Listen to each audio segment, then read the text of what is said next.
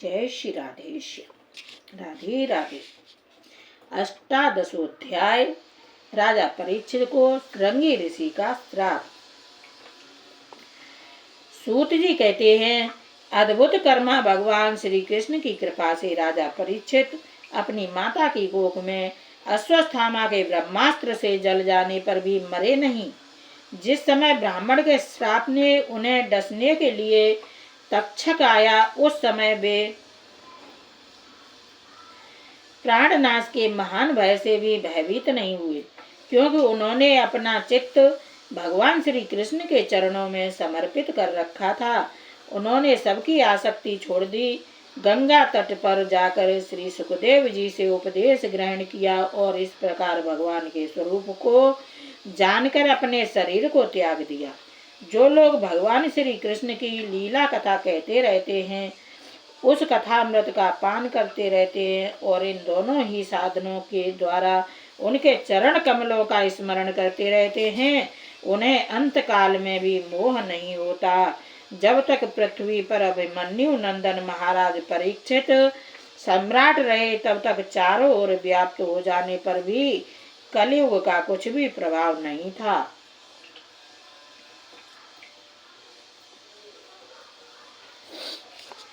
वैसे तो जिस दिन जिस क्षण श्री कृष्ण ने पृथ्वी का परित्याग किया, उसी समय पृथ्वी में अधर्म का मूल कारण कलयुग आ गया था।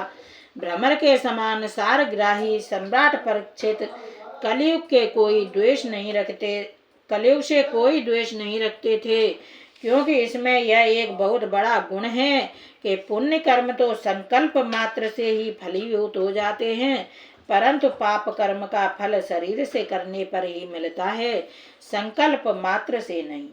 यह भेड़िए के समान बालकों के प्रति सूरवीर और धीर वीर पुरुषों के लिए बड़ा भीरू है। यह प्रमादी मनुष्यों को अपने बस में करने के लिए ही सदा सावधान रहता है।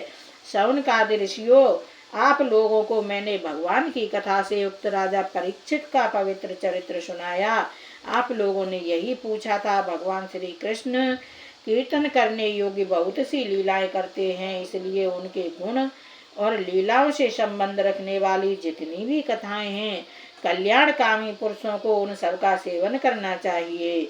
ऋषियों ने कहा, सौम्य स्वभाव सूत जी, आप युग युग जीवे, क्योंकि मृत्यु के प्रवाह में पड़े हुए हम लोगों को आप भगवान श्री कृष्ण की अमृतमयी उज्ज्वल कीर्ति का श्रवण कराते हैं। यज्ञ करते करते उसके धुएं से हम लोगों का शरीर धूमिल हो गया है, फिर भी इस कर्म का कोई विश्वास नहीं है।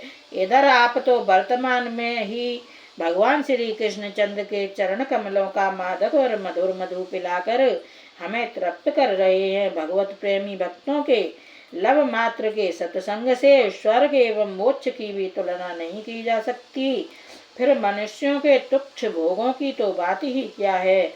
ऐसा कौन रस मर्मज्ञ होगा जो महापुरुषों के एकमात्र जीवन सर्वस्व श्री कृष्ण की लीला कथाओं से तृप्त हो जाए। समस्त प्राकृत गुणों से अतीत भगवान के चिंत्य अनंत कल्याणमय गुणों का पार तो ब्रह्मा शंकर आदि बड़े बड़े योगेश्वर भी नहीं पा सकते। विद्वान, आप भगवान को ही अपने जीवन का ध्रुवतारा मानते, इसलिए आप सत्पुरुषों के एकमात्र आश्रय भगवान के उदार और विशुद्ध चरित्रों का हम श्रद्धालु श्रोताओं के लिए विस्तार से वर्णन कीजिए। भगवान के परम प्रेमी महाबुद्धि परीक्षित ने श्री सुखदेव जी के उपदेश के किए हुए जिस ज्ञान से मोक्ष स्वरूप भगवान के चरण कमलों को प्राप्त किया, आप कृपा करके उसी ज्ञान और परीक्षित के परम पवित्र उपाख्यान का वर्णन कीजिए, क्योंकि उसमें कोई बात छिपाकर नहीं कही गई होगी और भगवत प्रेम की अद्भुत योग निष्ठा का निरूपण किया गया होगा। उसमें पद पद पर भगवान श्री कृष्ण की लीलाओं का वर्णन हुआ होगा। भगवान के प्यारे भक्तों को वैसा प्रसंग सुनने में बड़ा रस मिलता है। सूत जी कहते हैं, हो विलोम जाति में उत्पन्न होने पर भी महात्माओं की सेवा करने के कारण आज हमारा जन्म सफल हो गया, क्योंकि महापुरुषों के साथ बातचीत करने मात्र से ही नीच कुल में उत्पन्न होने की मनोव्यथा शीघ्र ही मिट जाती है। फिर उन लोगों की तो बात ही क्या है जो सत्पुरुषों के एकमात्र आश्रय भगवान का नाम लेते हैं। भगवान की शक्ति अनंत है, वे स्वयं अनंत हैं। वास्तव में उनके गुणों की अनंतता के कारण ही उन्हें अनंत कहा गया है। भगवान के गुणों की क्षमता भी जब कोई नहीं कर सकता, तब उनसे बढ़कर तो कोई हो ही कैसे सकता है। उनके गुणों की यह विशेषता समझाने के लिए इतना कह देना ही पर्याप्त है कि लक्ष्मी जी अपने को प्राप्त करने की इच्छा से प्रार्थना करने वाले ब्रह्मादि देवताओं को छोड़कर भगवान के न चाहने पर भी उनके चरण कमलों की रज का ही सेवन करती हैं।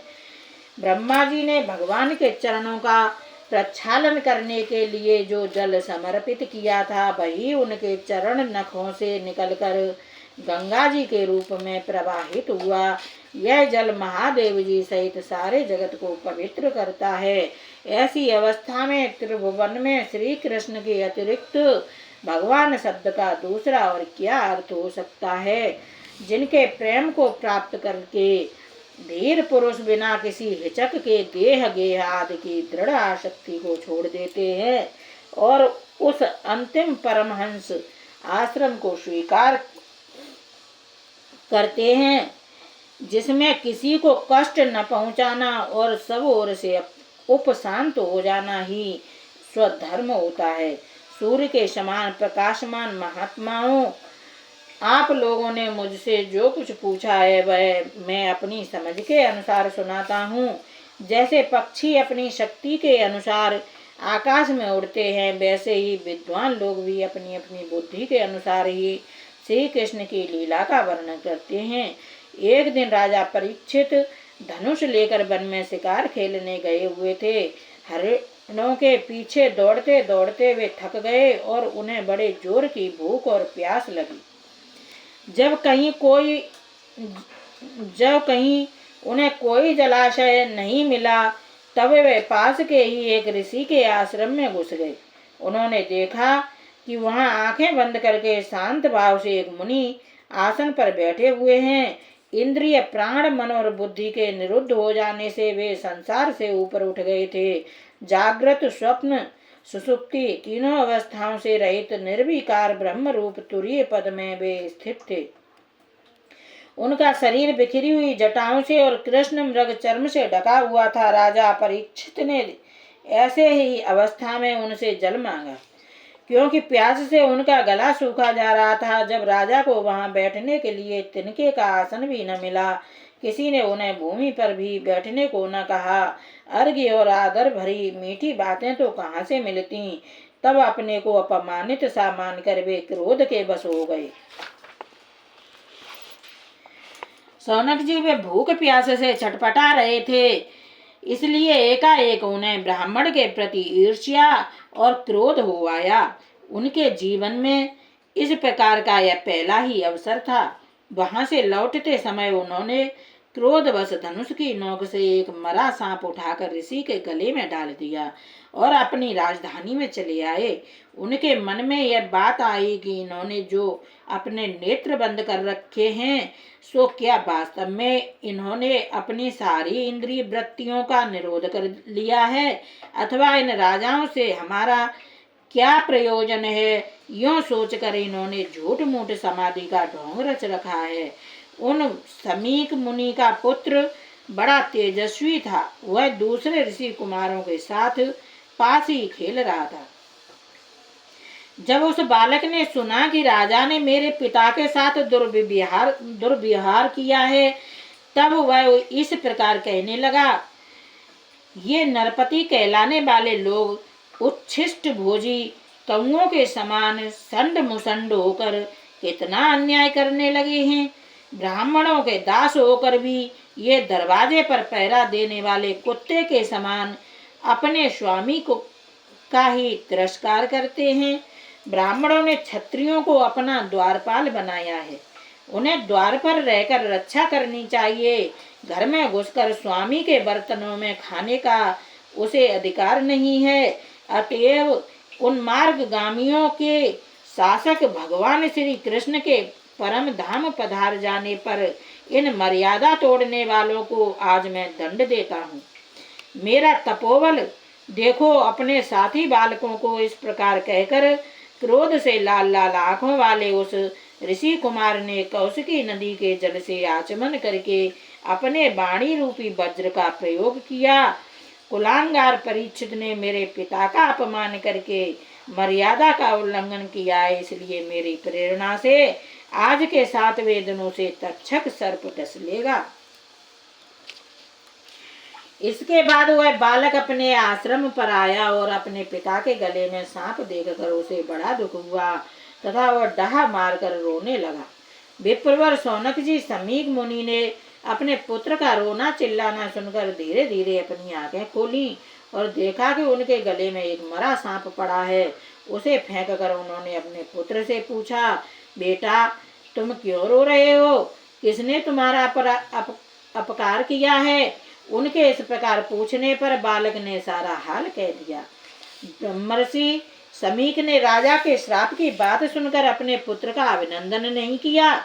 उनकी दृष्टि में परीक्षित श्राप के योग्य नहीं थे। उन्होंने कहा, ओह मूर्ख बालक, तूने बड़ा पाप किया। खेद है कि उनकी थोड़ी सी गलती के लिए तूने उनको इतना बड़ा दंड दिया। तेरी बुद्धि अभी कच्ची है।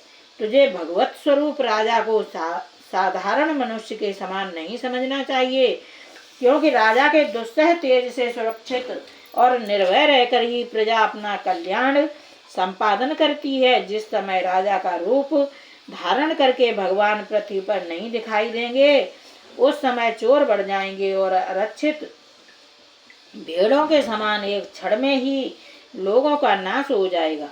राजा के नष्ट हो जाने पर धन आदि चुराने वाले चोर जो पाप करेंगे, उसके साथ हमारा कोई संबंध न होने पर भी वह हम पर भी लागू होगा, क्योंकि राजा के न रहने पर लुटेरे बढ़ जाते हैं और वे आपस में मारपीट गाली गलौज करते हैं। साथ ही पशु, स्त्री और धन संपत्ति भी लूट लेते हैं। उस समय मनुष्यों का वर्णाश्रमाचार युक्त वैदिक आर्य धर्म लुप्त हो जाता है। अर्थ, लोभ और काम वासना के विवश होकर लोग कुत्तों और बंदरों के समान वर्ण संकर हो जाते हैं। सम्राट परीक्षित तो बड़े ही यशस्वी और धर्म धुरंधर हैं। उन्होंने बहुत से अश्वमेध यज्ञ किए हैं और वे भगवान के परम प्यारे भक्त हैं। वे ही राजर्षि भूख प्यास से व्याकुल होकर हमारे आश्रम पर आए थे। वे श्राप के योग्य कदापि नहीं हैं।